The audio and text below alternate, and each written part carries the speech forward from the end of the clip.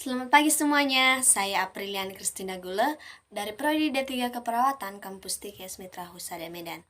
Di sini, saya akan menjelaskan materi tentang penerapan anatomi fisiologi sistem tubuh dalam ruang lingkup materna. Oke, langsung saja. Banyak aspek dari anatomi fisiologi yang berkaitan dengan reproduksi. Dari sebelum konsepsi, melalui perkembangan janin dan respon ibu terhadap janin yang sedang tumbuh, sampai pembentukan dan perkembangan kehamilan, persalinan, serta nifas dan menyusui. Adapun pembuahan atau konsepsi adalah serangkaian proses yang berpuncak pada penyatuan gamet pria, yaitu sperma, dan gamet wanita oosit untuk membentuk zigot diploid. Fertilisasi atau konsepsi juga didefinisikan sebagai penyatuan antara sel sperma dan sel telur yang menandai awal kehamilan. Untuk terjadinya kehamilan harus ada yang namanya ovum, spermatozoa, pembuahan atau konsepsi ataupun fertilisasi, nidasi atau plantasi, dan yang kelima presentasi, dan keenam tumbuh kembang hasil konsumsi sampai antar. Ovum itu merupakan sel yang terbesar pada tubuh manusia. Pada manusia, setiap bulan satu ovum dan kadang-kadang lebih menjadi matur. Ovum dianggap subur selama 24 jam setelah ovulasi. Apabila tidak difertilisasi oleh sperma, ovum berdegenerasi dan direabsorpsi. Pada waktu ovulasi, sel telur yang telah masak dilepas dari ovarium. Spermatozoa terdiri dari 3 bagian, yaitu kaput atau kepala yang mengandung bahan nukleus, ekor berguna untuk bergerak, dan bagian silindrik menghubungkan kepala dan ekor. Pada saat koitus, kira-kira 3 cc semen ditumpahkan ke dalam fronok posterior dengan jumlah spermatozoa sekitar 200-500 juta, dengan gerakan ekor yang sperma masuk ke dalam kanalis cervicalis dalam rongga uterus, dan tuba gerakan sperma terutama disebabkan oleh kontraksi otot-otot pada organ tersebut.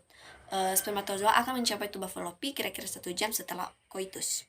Apabila tuba merupakan terjadinya fertilisasi, hanya ada beberapa sperma yang bisa mencapai tempat ini. Sebagian besar mati karena akibat keasaman vagina dan hilang atau mati dalam perjalanan.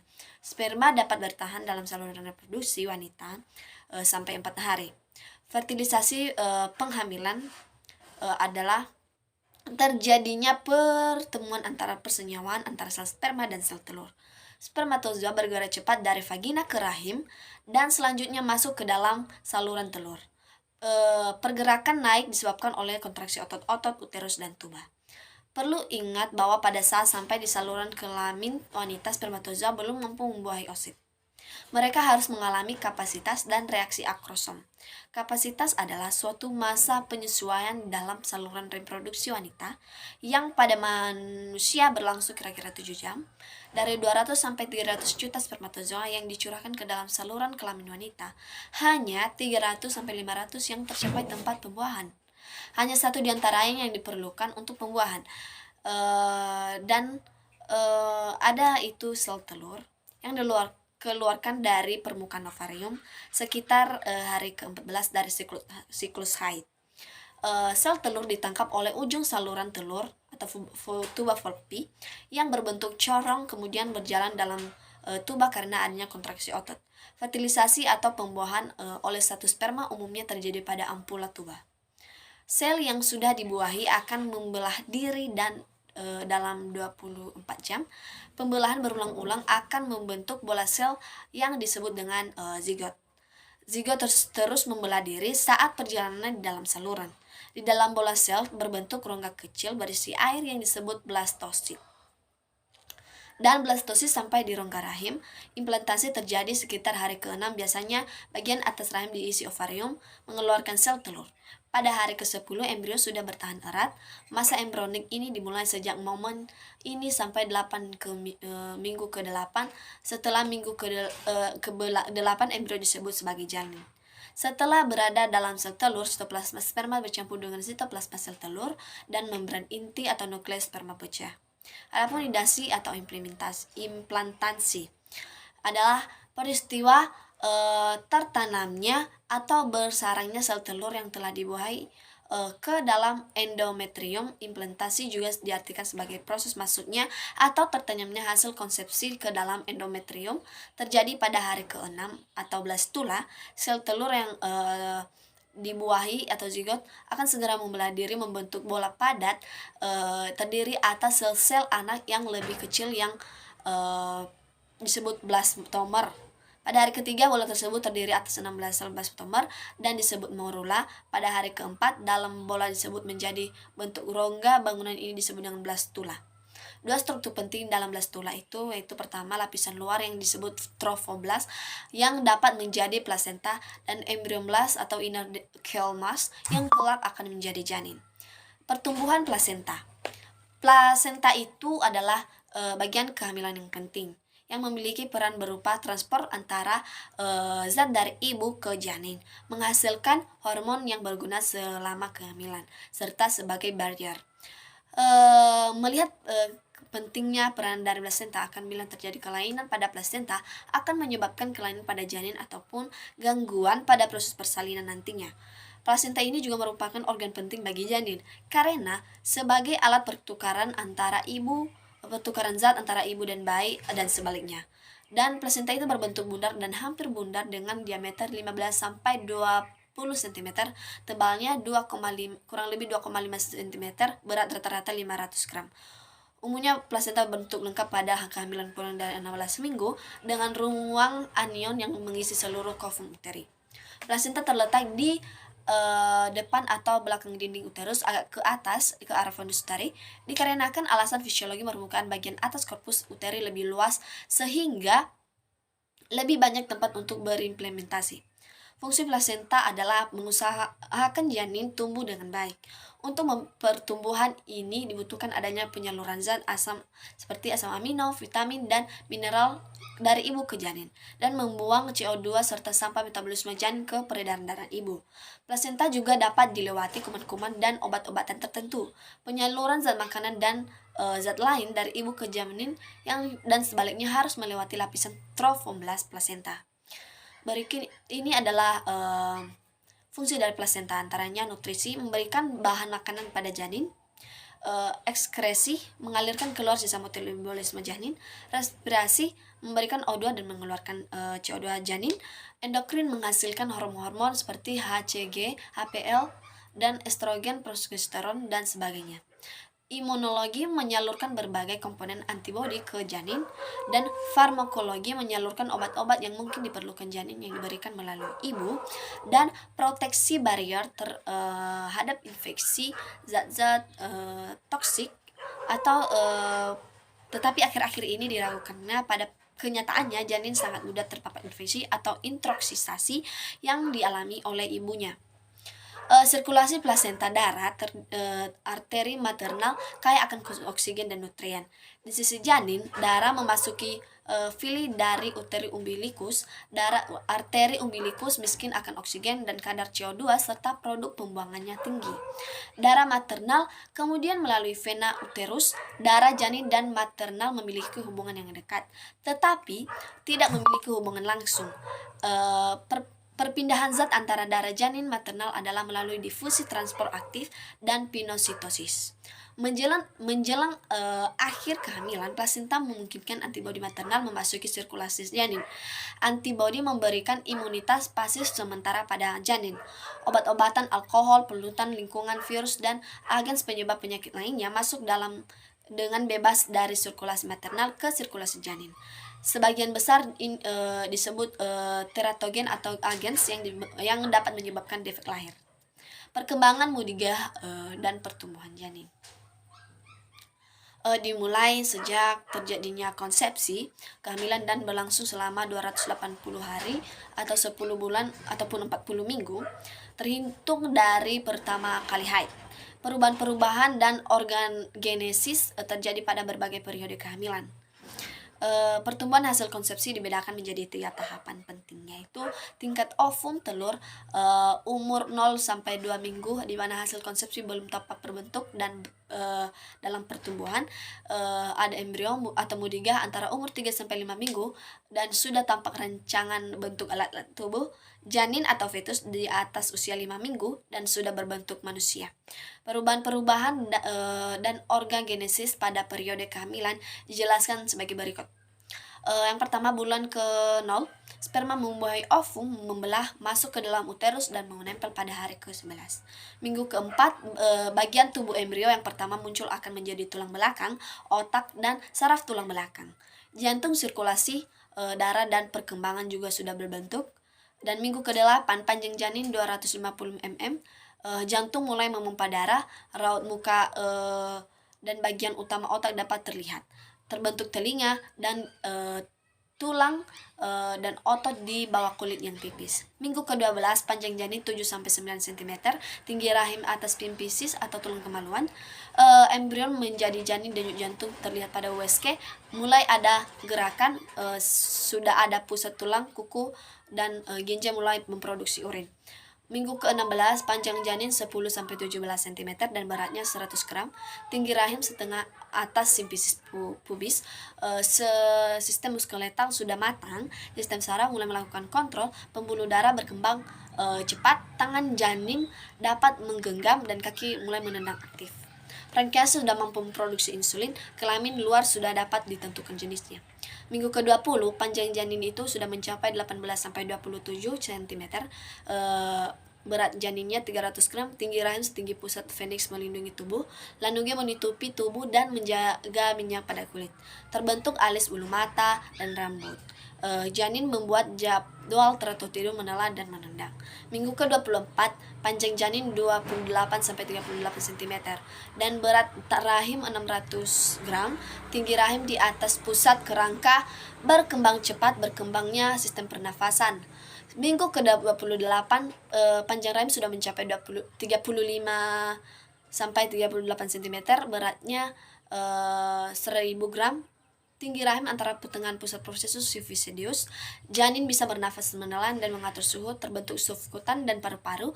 Mata mulai membuka dan tertutup. Bentuk janin 2/3 bentuk saat lahir. Minggu ke-32, panjang janin 42,5 cm dan beratnya 1700 gram. Tinggi rahim 2/3 di atas pusat. Simpanan lembab berkembang di bawah kulit. Janin mulai menyimpan zat besi, kalsium, dan fosfor. Mulai kemerahan dan gerak aktif. Minggu ke-36, panjang janin 46 cm, berat 2500 dan kulit penuh lemak. Organ sudah sempurna. Minggu ke-40, panjang janin 50 cm dan berat rahim 3000 gram. Tinggi rahim 2 janin bawah prosesus fetus. Kepala janin masuk PAP atau pintu atas panggul. Kuku panjang, testis dan telah turun. Kulit halus, hampir tidak ada lanugo.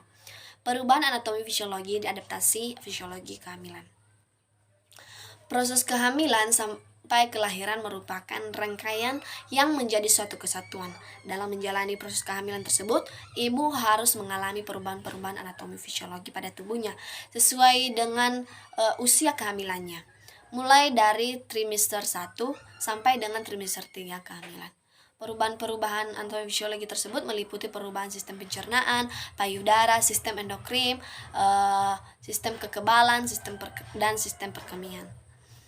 Perubahan anatomi fisiologi adaptasi fisiologi ini pada ibu hamil sebagian besar sudah terjadi segera setelah fertilisasi dan terus berlanjut selama kehamilan. Banyak juga perubahan ini merupakan respon terhadap janin. Ibu hamil mengalami perubahan anatomi dan adaptasi fisiologi pada tubuhnya sesuai dengan usia kehamilannya. Mulai dari trimester 1 sampai dengan trimester 3 kehamilannya. Perubahan-perubahan ini sistem reproduksi seperti payudara, sistem endokrin, sistem kekebalannya, dan perkemihan ya seperti saya yang bilang tadinya. Baik, saya akan mulai dari sistem reproduksi. Perubahan pada sistem reproduksi dapat dibagi menjadi trimester 1, 2, dan 3. Dari trimester 1 ada uterus yang membesar, meliputi peregangan dan penebalan sel-sel otot sementara. Produksi meosit yang baru sangat terbatas. Bersamaan dengan hal itu terjadi akumulasi jaringan ikat dan elastik, terutama pada lapisan otot luar. Pada akhir kehamilan 12 minggu uterus, akan menyentuh dinding abdominal, mendorong usus seiring perkembangannya. Uterus akan menyentuh dinding abdominal, mendorong usus ke samping dan ke atas, terus tumbuh hingga hampir menyentuh hati. Sejak trimester 1, kehamilan uterus akan mengalami kontraksi yang tidak teratur dan umumnya tidak disertai oleh nyeri. Kemudian serviks menjadi lunak atau soft yang disebut dengan tanda gundel. Banyak jaringan ikatan yang mengandung kolagen, kelenjar cervical membesar dan mengeluarkan banyak cairan mukus karena bertambahnya dan pelebaran pembuluh darah. Warnanya menjadi livid yang disebut tanda Chadwick. Ada ovarium yang prosesnya ovulasi selama kehamilan akan berhenti dengan pematangan folikel baru juga ditunda. Hanya satu korpus luteum yang dapat ditemukan di ovarium. Folikel ini akan berfungsi maksimal selama 6-7 minggu awal kehamilan, dan setelah itu akan berperan sebagai penghasil progesteron dalam jumlah yang relatif minimal. Kemudian vagina dan vulva, minggu ke-8 terjadi hipervaskularisasi sehingga vagina tampak merah dan kebiruan. pH vagina menjadi lebih asam dari 4 menjadi 6,5 menyebabkan rentan terhadap infeksi vagina.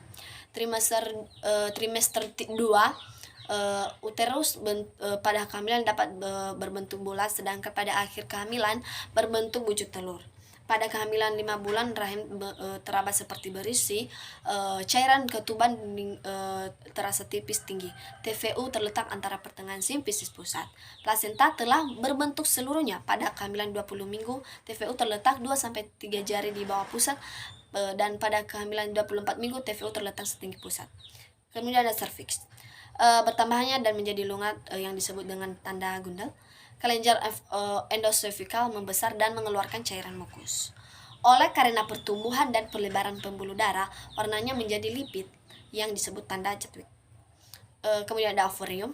Saat ovulasi berhenti masih terdapat korpus luteum gravidasi sampai terbentuknya plasenta yang mengambil ahli pengeluaran estrogen dan progesteron. Kira-kira pada kehamilan 16 minggu dan korpus luteum graviditas berdiameter kurang lebih 3 cm. Vagina dan vulva terdiri peningkatan vaskularisasi vagina dan meningkatkan sensitivitas yang menyolok serta meningkatkan libido. Kemudian ada payudara yang terdiri dari pada trimester 1, 2, dan 3. Pada trimester 1, payudara atau mamai akan membesar dan tegang akibat hormon somatotropi. Estrogen dan progesteron akan belum mengeluarkan ASI. Estrogen menimbulkan hipertrofi sistem saluran, sedangkan progesteron menahan sel-sel asinus pada mamai. Somatotropin mengaruhi pertumbuhan sel-sel asinus pula dan menimbulkan perubahan dalam sel-sel, sehingga terjadinya perubahan kasein, laktalbumin dan laktroglobumin. Dengan demikian mamai dipersiapkan untuk laktasi. Pada trimester 2, kolostrum mulai muncul, warnanya bening ke kuning-kuningan. Pertumbuhan payudara pun lebih besar lagi karena dipengaruhi oleh kelenjar mamai. Pada trimester 3, mamai semakin tegang membesar sebagai persiapan untuk laktasi akibat pengaruh somatotropin, estrogen, dan progesteron. Pada payudara wanita terdapat triae yang adanya peregangan lapisan kulit. Hal ini terjadi karena 50% wanita hamil. Selama trimester ini pula sebagian wanita mengeluarkan kolostrum secara periodik. Kemudian pada sistem endokrin, perubahan pada sistem endokrin terjadi pada trimester 1, 2, dan 3 juga. Pada trimester 1, perubahan besar pada sistem endokrin yang penting itu terjadi untuk mempertahankan kehamilan. Pertumbuhan normal janin dan pemulihan pasca parmetu atau nifas, tes HCG positif dan kadar HCG meningkat secara menjadi 2 kali lipat setiap 48 jam sampai kehamilan 6 minggu. Trimester 2 adanya peningkatan hormon estrogen dan progesteron serta terhambatnya pembentukan FSH dan LH. Ovum tidak berbentuk tetapi estrogen akan progesteron yang berbentuk. Ovulasi terjadi peningkatan sampai kadar relatif rendah. Kemudian trimester 3, hormon somatotropi, estrogen dan progesteron merangsang mamai semakin membesar dan meregang untuk mempersiapkan laktasi. sistem kekebalan tubuh. Perubahan pada sistem kekebalan tubuh juga pada trimester 1, 2, dan 3.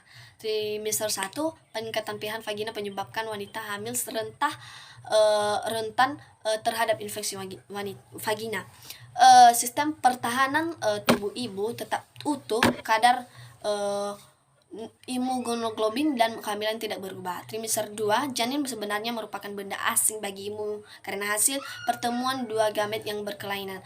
Namun ternyata janin dapat diterima oleh sistem imunitas tubuh. Trimester 3, humam kronik gonadotropik dapat menurunkan respon imun wanita hamil. Selain itu, kadar IgG, IgA, dan IgM serum menurun mulai dari minggu ke-10 kehamilan hingga mencapai kadar terendah pada minggu ke-30 dan tetap berada pada kadar ini hingga trimester terakhir. Perubahan-perubahan ini dapat menjelaskan peningkatan risiko infeksi yang tidak masuk akal pada wanita hamil. Kemudian sistem perkemihan, perubahan yang terjadi yaitu pada trimester 1 dan 2 dan 3. Pada trimester 1, pada bulan-bulan pertama kehamilan, kandung kencing tertekan sehingga sering timbul kencing. Keadaan ini hilang dengan tuanya kehamilan bila uterus gravidus keluar dari rongga panggul. Pada kehamilan normal, fungsi ginjal cukup banyak berubah. Lanjut filtrasi glomerulus dan aliran plasma ginjal meningkat pada kehamilan. Bila satu organ membesar, maka organ lain akan mengalami tekanan. Dan pada kehamilan tidak jarang terjadi gangguan perkemihan pada saat kehamilan. Trimester 2, kandung kencing tertekan oleh uterus yang membesar mulai berkurang karena uterus sudah mulai keluar dari uterus. Pada trimester 2, kandung kemih tertarik ke atas dan keluar dari panggul sejati ke arah abdomen.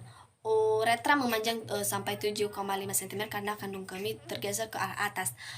Kongesti panggul pada masa hamil ditunjukkan oleh hiperemia kandung kemih dan uretra. Trimester 3, pada akhir kehamilan, bila kepala janin mulai turun ke pintu atas panggul, keluhan sering kencing akan timbul lagi karena kandung kencing akan mulai tertekan kembali. Adapun perubahan anatomi fisiologi pada persalinan seorang ibu yang merupakan proses pergerakan keluarnya janin, plasenta, dan membran dari rahim melalui jalan lahir. Proses ini berawal dari pembukaan dan dilatasi serviks sebagai akibat kontraksi uterus dengan frekuensi durasi dan kekuatan yang teratur. Mula-mula kekuatan yang muncul kecil, kemungkinan terus meningkat sampai pada puncaknya pembukaan serviks lengkap sehingga siap untuk pengeluaran janin dari rahim ibu. Bentuk persalinan berdasarkan definisi dibedakan menjadi persalinan spontan, persalinan buatan, dan persalinan anjuran. Persalinan spontan itu yaitu bagian seluruh persalinan berlangsung dengan kekuatan ibu sendiri. Kalau persalinan buatan yaitu persalinan yang berlangsung dengan bantuan tenaga dari luar. Kalau persalinan anjuran yaitu bila kekuatan yang diperlukan untuk persalinan timbul dari luar dengan jalan pemberian rangsangan. Tahapan persalinan yang dapat dibedakan menjadi 4 kala, yaitu kala 1, kala 2, kala 3, dan kala 4. Kala 1 atau kala pembukaan itu persalinan dimulai sejak terjadi kontraksi uterus, pembukaan serviks hingga mencapai pembukaan lengkap 10 cm. Persalinan kala 1 dibagi menjadi 2 fase, yaitu fase laten dan fase aktif. Fase laten di mana pembukaan serviks berlangsung lambat, dimulai sejak awal kontraksi yang menyebabkan penipisan dan pembukaan secara bertahap sampai 3 cm. Berlangsung dalam 7 sampai 8 jam. Fase aktif itu pembukaan serviks 4 cm sampai 10 cm, berlangsung selama 6 jam. Adapun perubahan fisiologi pada kala 1 meliputi perubahan pada tekanan darah, metabolisme, suhu tubuh, detak jantung, pernafasan, ginjal, gastrointestinal, dan hematologi. Tekanan darah meningkat selama terjadi kontraksi. Sistol rata-rata naik 10-20 mmHg, diastol naik 5-10 mmHg antara kontraksi. Tekanan darah kembali seperti saat sebelum persalinan. Rasa sakit, takut, dan cemas juga akan meningkatkan tekanan darah. Metabolisme karbohidrat aerob dan anaerob akan meningkat secara berangsur-angsur disebabkan karena kecemasan dan aktivitas otoskletal. Peningkatan ini ditandai dengan adanya peningkatan suhu tubuh, denyut nadi, curah jantung atau cardiac output, pernafasan dan kehilangan cairan. Suhu tubuh oleh karena adanya peningkatan metabolisme, maka suhu tubuh sedikit meningkat saat persalinan. Selama dan setelah persalinan akan terjadi peningkatan jaga agar peningkatan suhu tidak lebih dari 10 cc. Dengan jantung oleh karena adanya peningkatan metabolisme, detak jantung akan meningkat secara drastis selama kontraksi. Pernafasan oleh karena terjadinya peningkatan metabolisme, maka terjadi sedikit peningkatan laju pernafasan yang dianggap normal. Hiperventilasi untuk yang lama dianggap tidak normal dan bisa menyebabkan alkalosis. Ginjal. Poliurus sering terjadi selama proses persalinan. Mungkin karena adanya peningkatan cardiac output, peningkatan filtrasi glomerulus, dan peningkatan aliran plasma ginjal. Proteinuria yang sedikit dianggap normal dalam persalinan. Adapun gastrointestinal, motilitas lambung dan absorpsi makanan padat secara substansi berkurang saat persalinan. Selain itu, berkurangnya pengeluaran getah lambung menyebabkan aktivitas pencegahan hampir berhenti dan pengosongan lambung menjadi sangat lambat. Cairan tidak terpengaruh dan meninggalkan perut dalam waktu biasa. Kemudian hematologi meningkat sampai 1,2 gram atau 1000 ml selama persalinan dan akan kembali seperti persalinan pasca persalinan, kecuali dapat perdarahan postpartum. Waktu koagulasi darah akan berkurang dari meningkat plasma, gula darah akan berkurang. Kemungkinan besar disebabkan karena peningkatan kontraksi uterus dan otot-otot tubuh. Kemudian kala 2 atau kala pengeluaran janin. Persalinan dimulai ketika pembukaan serviks sudah lengkap 10 cm dan terakhir dengan lahirnya bayi. Kala 2 pada pripara berlangsung selama 2 jam dan pada multipara 1 jam. Tanda dan gejala kala 2 meliputi beberapa hal dan bawah ini. Seperti his semakin kuat dengan internal 2-3 menit. Ibu merasa ingin meneran bersamaan dengan terjadinya kontraksi. Ibu merasakan makin meningkatnya tekanan pada rektum atau vaginanya. Perineum terlihat menonjol. Vulva vagina dan stifler ani terlihat membuka, peningkatan pengeluaran lendir darah. Diagnosis skala 2 ditegakkan atas dasar pemeriksaan dan yang menunjukkan pembukaan serviks telah lengkap dan terlihat bagian kepala bayi dan introfusi vagina. Pada kala 2, his terkoordinasi kuat, cepat dan lebih lama, kira-kira 2-3 menit sekali. Kepala janin telah turun dan masuk ruang panggul sehingga terjadinya tekanan pada otot-otot dasar panggul yang secara reflektoris menimbulkan rasa ingin meneran. Kala 3 atau pengeluaran plasenta. Kala 3 persalinan setelah lahirnya bayi dan berakhir dengan lahirnya plasenta dan selaput ketuban. Seluruh proses biasanya berlangsung 5-30 menit setelah bayi lahir. Pada kala 3 persalinan otot uterus menyebabkan berkurangnya ukuran rongga uterus secara tiba-tiba setelah lahirnya bayi. Kala keempat dimulai setelah lahirnya plasenta dan berakhir 2 jam setelah proses tersebut. Observasi yang harus dilakukan pada kala keempat meliputi 1. Tingkat kesadaran, 2. Pemeriksaan tanda-tanda vital yang yaitu tekanan darah, nadi, pernafasan, 3. Kontraksi uterus, dan 4. Terjadinya pendarahan. Pendarahan dianggap masih normal jika jumlah tidak melebihi 400-50 cc. Terkait postur janin dalam rahim, ada beberapa istilah yang dipakai untuk kedudukan janin dan rahim, yaitu sebagai berikut. Yaitu 1. Sikap atau attitude. Habitus adalah hubungan bagaimana tubuh janin yang satu dengan bagian yang lain.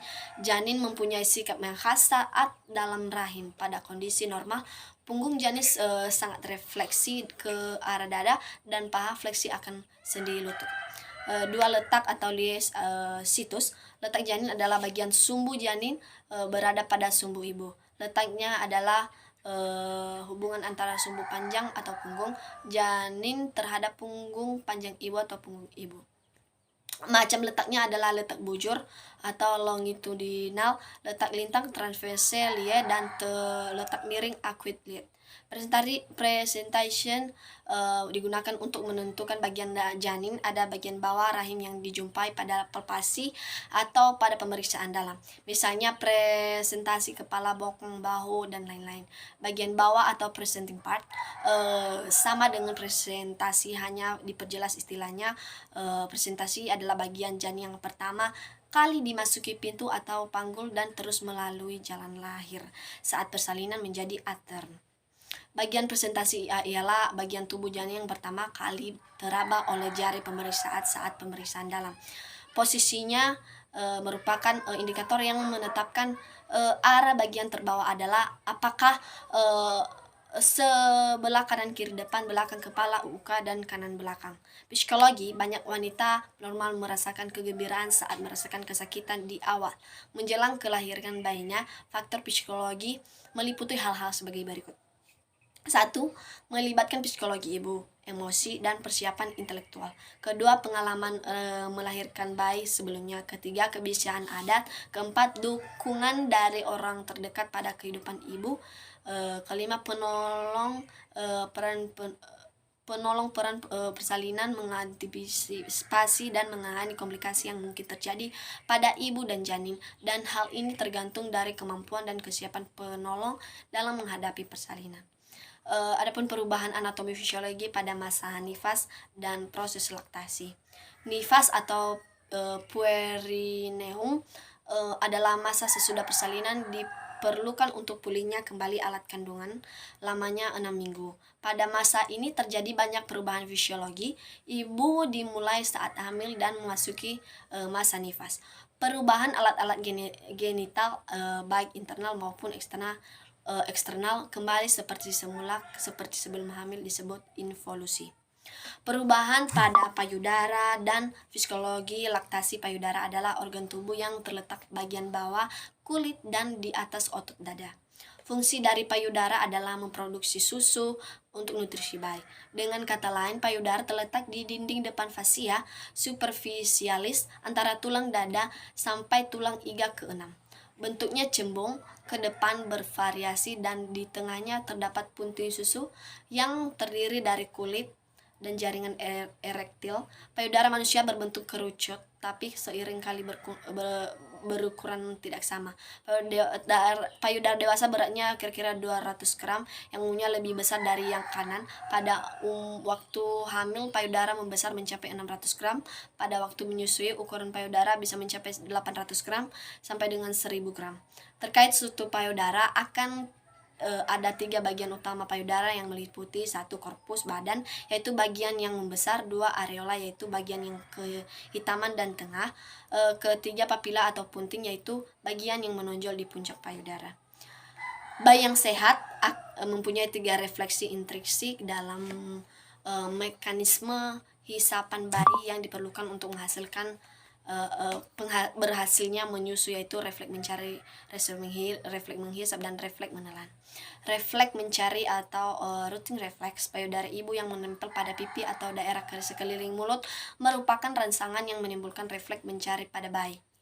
Ini menyebabkan kepala bayi berputar menuju puntung susu yang menempel, tapi diikuti dengan membuka mulut dan kemudian puntung susu ditarik masuk ke dalam mulut. Refleks penghisap atau sucking reflex.